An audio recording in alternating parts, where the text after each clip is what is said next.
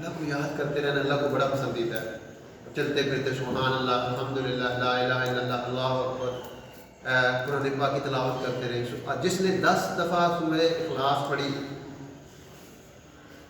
جس نے 10 دفعہ سورہ اخلاص پڑھی، قل هو اللہ احد اللہ الصمد لم یلد ولم یولد ولم یکن لہ کفوا احد، یہ 10 دفعہ پڑھی، ایک محل اس کا بنا دیا تھا جنت میں.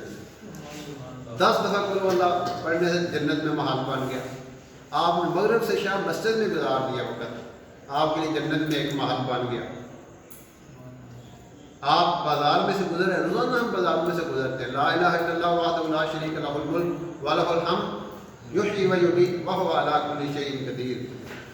ایک دفعہ آپ نے پڑھ لیا، 10 لاکھ نیکیاں آپ کے کھاتے میں لکھ دی، 10 لاکھ گناہ معاف ہو گئے، 10 لاکھ درجے بلند ہو گئے اور جنت میں ایک محل بنا دیا گیا. یہ یقین. اور پھر دوسروں کی خیر خواہی اللہ کو بڑی پسند ہے.